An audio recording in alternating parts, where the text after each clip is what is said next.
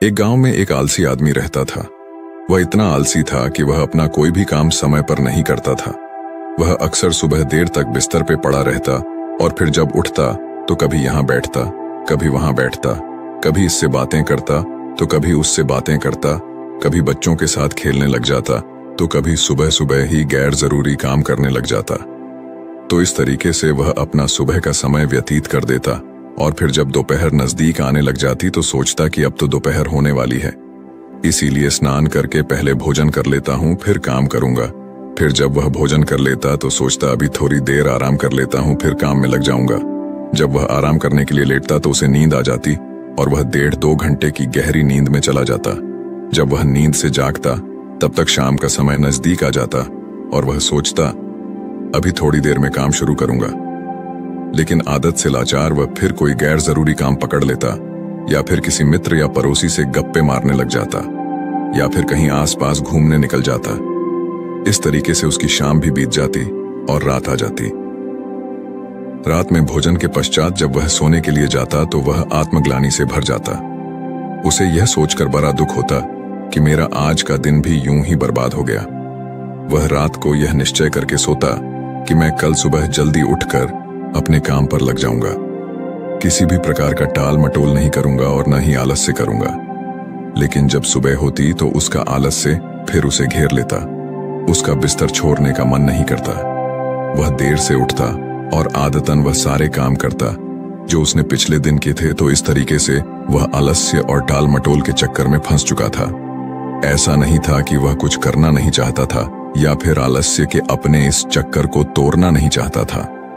वह कई बार आलस्य के इस चक्कर को तोड़कर अपने महत्वपूर्ण कामों को करने में जुट भी जाता था, लेकिन वह अपनी इस नई आदत को लंबे समय तक कायम नहीं रख पाता था और फिर से अपनी वही पुरानी टाल मटोल की आदत में फंस जाता था। उसके इस आलस्य और काम को टालने की आदत से उसके साथ साथ उसके घर वाले भी बहुत परेशान थे, क्योंकि वह उन कामों को भी टालता रहता था जिससे उसका घर चलता था। खेती उसकी आय का एकमात्र स्रोत थी, लेकिन वह खेती के कामों में भी टाल मटोल करता रहता था। वह न तो समय पर जुताई बिवाई करता, न ही फसलों की सही से देखभाल करता और न ही समय पर फसलों को पानी देता, जिससे उसकी फसल औरों के मुकाबले कम होती थी और वह उससे उतनी आय नहीं कर पाता था जिससे उसके घर का खर्च आसानी से चल सके। घर में पैसों की कमी की वजह से अक्सर उसे पत्नी के गुस्से और तानों का सामना करना पड़ता था और कभी कभी तो बात लड़ाई तक भी पहुंच जाती थी, जिससे अब वो बहुत परेशान रहने लगा था। लेकिन वह चाहकर भी अपने इस मानसिक आलस्य के दुष्चक्र को तोड़ नहीं पा रहा था। एक दिन ऐसे ही वह अपने घर के बाहर बैठकर अपने आलस्य से बाहर निकलने का तरीका सोच रहा था कि तभी अचानक उसकी नजर अपने घर से कुछ दूरी पर बने मंदिर में रहने वाले महात्मा जी पर पड़ी। महात्मा जी को देखते ही उस आलसी व्यक्ति को महात्मा जी के अनुशासित दिनचर्या की याद आ गई। उसने सोचा ये महात्मा जी रोज सुबह 4 बजे से भी पहले उठकर गांव के बाहर के नदी से स्नान करके आ जाते हैं। उसके बाद जब ज्यादातर गांववासी सो रहे होते हैं तभी अपने पूजा पाठ और ध्यान इत्यादि के काम में लगे होते हैं, और जब तक गांव वालों की सुबह होती है और वो अपने दिनचर्या की शुरुआत करते हैं तब तक ये महात्मा जी अपने मंदिर परिसर की साफ सफाई करके अपने मुख्य दैनिक कार्यों को खत्म कर चुके होते हैं। उसके बाद ये भिक्षा के लिए गांव में जाते हैं और भिक्षा लाकर अपना भोजन भी स्वयं बनाते हैं। भोजन करने के पश्चात यह पूरी दोपहर धर्म ग्रंथों का अध्ययन करते हैं और फिर शाम को मंदिर में आने वाले श्रद्धालुओं के साथ प्रवचन और वार्तालाप भी करते हैं। इसके पश्चात ये शाम की संध्या आरती करके अपना भोजन बनाते हैं और फिर रात में जल्द ही मंदिर के बाकी काम खत्म करके समय पर सो भी जाते हैं। तो आखिर ये इतने अनुशासित और कर्मशील कैसे रह पाते हैं? और ये महात्मा जी तो इतनी व्यस्त दिनचर्या का पालन वर्षों से करते आ रहे हैं। थोड़ी देर तक ऐसे ही प्रश्नों पर विचार करने के बाद वो आलसी व्यक्ति उन महात्मा जी के पास जाकर अपने आलस्य के कारणों का पता लगाने का निश्चय करता है। वह तुरंत ही उस मंदिर में पहुंच जाता है और उन महात्मा जी को प्रणाम करके उनसे विनती भरे स्वर में कहता है, मुनिवर, मैं आपके पास अपनी एक बहुत बड़ी समस्या लेकर आया हूं। महात्मा जी ने कहा, क्या समस्या है तुम्हारी जिसे तुम इतनी बड़ी समझ रहे हो? उस आलसी व्यक्ति ने अपने आलस्य और टाल मटोल की पूरी कहानी महात्मा जी को सुना दी। उसने कहा, मुनिवर, मैं बहुत आलसी हूं और काम को टालता रहता हूं। मैं सुबह देर से सोकर उठता हूं और फिर अपना सुबह का समय गैर जरूरी कामों में बर्बाद कर देता हूं। उसके बाद मैं सारा दिन अपने महत्वपूर्ण कामों को टालता रहता हूं और मेरा पूरा दिन बस यूं ही बर्बाद हो जाता है। और जब रात होती है तो मुझे खुद पर पश्चाताप होती है और दुख भी होता है कि मैंने पूरा दिन बस यूं ही बर्बाद कर दिया। लेकिन अगले दिन मैं फिर वही सारी गलतियां दोहराता हूं और समय को बर्बाद करता हूं। मुनिवर, मैं आलस और टाल मटोल के बुरे दुष्चक्र में फंस चुका हूं और इससे बाहर नहीं निकल पा रहा हूं। कृपया मुझे अपने इस आलस से बाहर निकलने का कोई रास्ता दिखाए। मैं आपके पास बड़ी उम्मीद लेकर आया हूं। उस आलसी व्यक्ति की बात पूरे ध्यान से सुनने के बाद महात्मा जी ने कहा, आलस से वो सुख है जो हमें दुख देता है। कार्य या परिश्रम करने की क्षमता होने के बावजूद उस कार्य को न करना या उसे करने में टाल मटोल करना ही आलस्य करना कहलाता है और ये आलस्य व्यक्ति को कहीं नहीं छोड़ता। तुम्हारी आलस्य और टाल मटोल का सबसे बड़ा कारण तुम्हारी सुबह की खराब दिनचर्या है, क्योंकि तुम अपना सुबह का कीमती समय भी व्यर्थ के कार्यों और टाल मटोल में बर्बाद कर देते हो, जिससे तुम्हारे दिन की शुरुआत ही खराब होती है और फिर जैसे जैसे दिन गुजरता है तुम्हें लगने लगता है कि तुम्हारा आज का समय भी बर्बाद हो गया। फिर तुम्हारा मन और भी ज्यादा आलस्य और टाल मटोल करने लगता है, जिससे तुम्हारा बाकी का समय भी यूं ही बर्बाद हो जाता है और तुम कुछ भी महत्वपूर्ण नहीं कर पाते और इस आलस्य के चक्कर में फंस कर रह जाते हो। अगर तुम अपने सुबह को जीतना सीख लो, अगर तुम अपने सुबह के समय का सदुपयोग करना सीख लो, तो तुम्हारा बाकी का दिन आसानी से समर जाएगा। लेकिन सुबह को जीतना इतना आसान नहीं है। इसके लिए तुम्हें कुछ महत्वपूर्ण आदतों को अपने सुबह की दिनचर्या में शामिल करना होगा और उनका दृढ़ता से पालन भी करना होगा। तो आज मैं तुम्हें सुबह की ऐसी 8 आदतों के बारे में बताऊंगा जिनको अगर तुमने अपने सुबह की दिनचर्या में शामिल कर लिया तो न केवल तुम अपने आलस्य और टाल मटोल से छुटकारा पालोगे, बल्कि एक अनुशासित और मजबूत व्यक्तित्व वाले इंसान भी बन जाओगे। तो इन 7 आदतों के बारे में ध्यान से सुनना। सुबह की पहली आदत जो तुम्हें अपनानी है वो है ध्यान का अभ्यास। चित्त को एकाग्र करके किसी एक वस्तु पर केंद्रित कर देना ध्यान कहलाता है। ध्यान करने से आत्मिक तथा मानसिक शक्तियों का विकास होता है। अगर तुम रोज सुबह बैठकर 10 से 15 मिनट सिर्फ अपनी सांसों पर ही ध्यान लगाओ आती जाती, सांसों को देखो कि जब सांस तुम्हारे अंदर जाती है तो पेट कैसे फूलता है और जब वही सांस बाहर निकलती है तो पेट कैसे पिचकता है।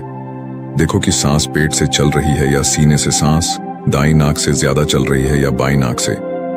तुम जब अपनी सांसों के प्रति जागरूक हो जाओगे तो यही ध्यान प्रक्रिया बन जाएगी और इस आदत को अपनाकर तुम्हारे अंदर जागरूकता और एकाग्रता बढ़ेगी और तुम देखोगे कि तुम पूरे दिन शांत, प्रसन्न और जागरूक रहोगे। तुम जो भी काम करोगे उसे पूरी एकाग्रता के साथ करोगे और तुम्हारे लिए वर्तमान में रहना बहुत आसान हो जाएगा। तो ये बहुत ही आसान लेकिन बहुत ही ज्यादा प्रभावशाली आदत है, इसलिए इसे जरूर अपने सुबह की दिनचर्या में शामिल करो। सुबह की दूसरी आदत है धन्यवाद प्रकट करना। सुबह का माहौल शांत और खुशनुमा होता है। इस समय प्रकृति में एक अलग ही पवित्रता और ऊर्जा फैली रहती है। तो ये बिल्कुल सही समय है आभार प्रकट करने का। तुम्हारे जीवन में जो भी अच्छी चीजें, अच्छे लोग, यह अच्छी परिस्थितियां हैं जिनसे तुम्हें खुशी मिलती है, उन सब के लिए इस ब्रह्मांड को या उस ईश्वर को जिसे तुम मानते हो धन्यवाद कहो। ये सब तुम्हें देने के लिए उसका आभार प्रकट करो। जब हम अपना दिन धन्यवाद के भाव से शुरू करते हैं तो सारी बाधाएं अपने आप हटने लग जाती हैं और नए अवसरों के द्वार खोलने लग जाते हैं। फिर हम शिकायत के प्रति नहीं बल्कि कुछ बनने और कुछ करने के प्रति आकर्षित होते हैं। धन्यवाद के भाव से भरे व्यक्ति के अंदर से नकारात्मक विचार और दुख खत्म होने लगते हैं और वह अपनी सफलता के लिए नए रास्ते खोजने लगता है। आभार प्रकट करने से मन में सकारात्मकता और खुशी का स्तर बढ़ता है, जिससे मानसिक रोग और मानसिक विकार दूर होने लगते हैं। जीवन से असंतोष और कमी की जो भावना होती है वह सारी खत्म हो जाती है। ब्रह्मांड से जितनी भी चीजें मिली हैं उसके प्रति हमारे मन में धन्यवाद का भाव होने से हमें खुशी मिलती है। उसके बाद खुशी की ये तरंगें हमसे निकलकर पूरे ब्रह्मांड में फैलने लगती हैं। खुशी की ये तरंगें हमसे मिलकर आसपास के वातावरण में भी फैलने लगती हैं।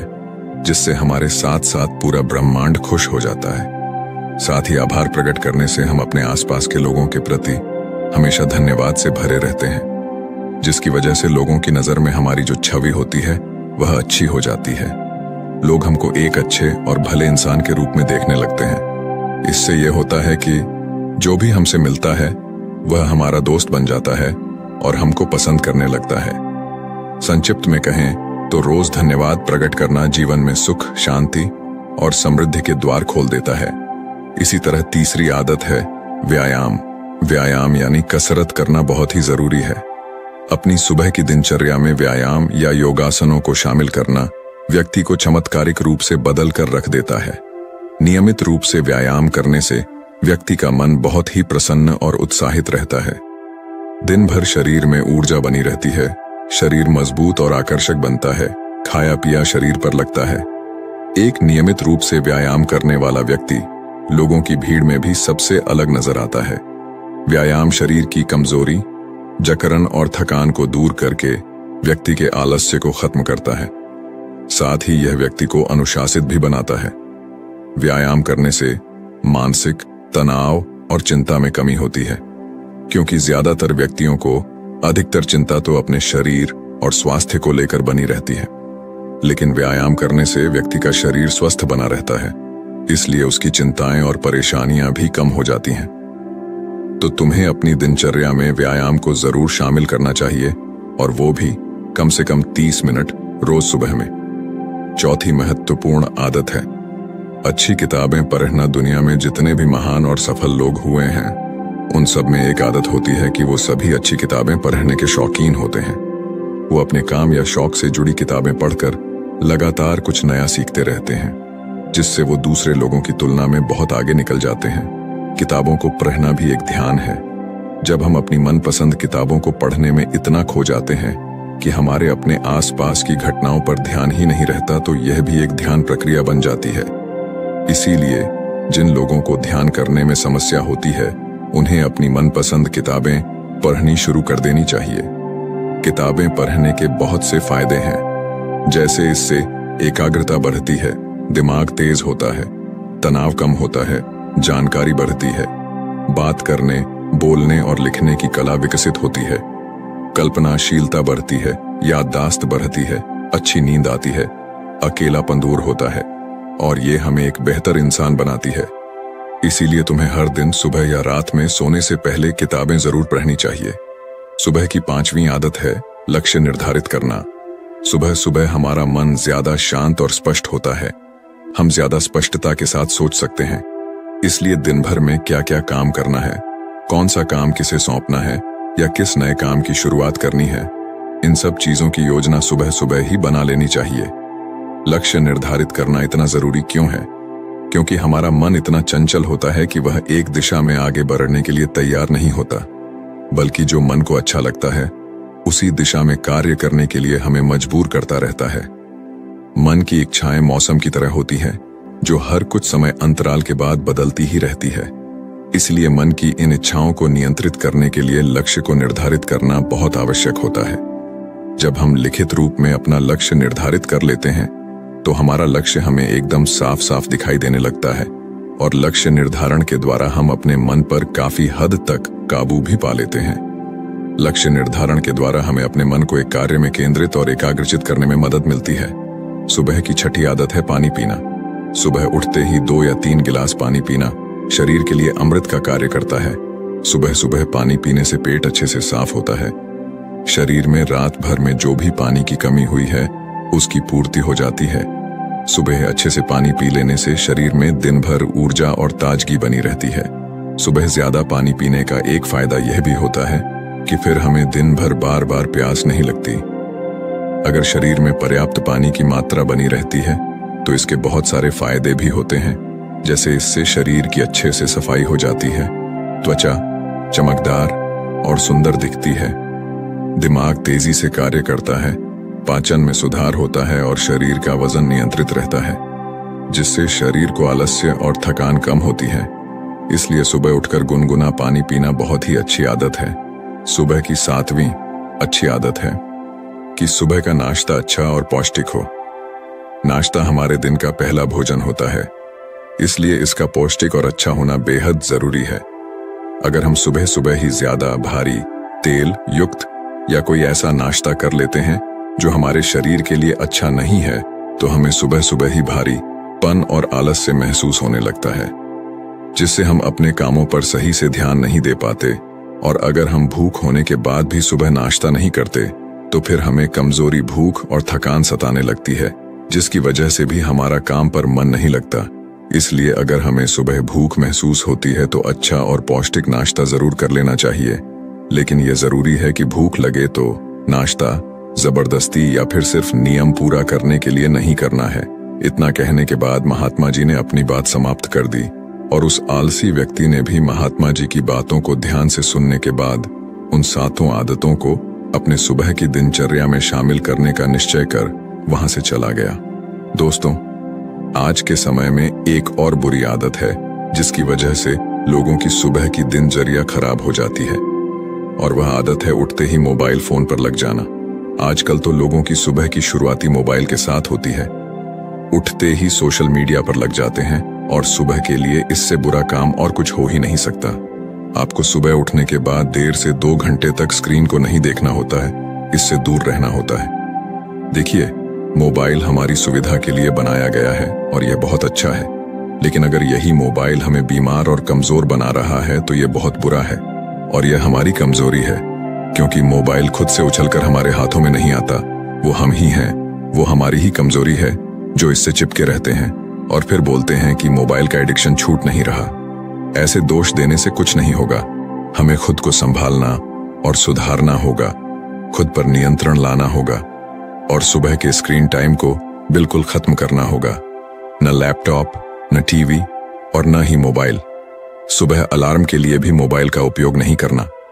अलार्म के लिए एक छोटी सी अलार्म घड़ी खरीद लो, क्योंकि किसी भी बहाने से सुबह हाथों पर मोबाइल नहीं आना चाहिए।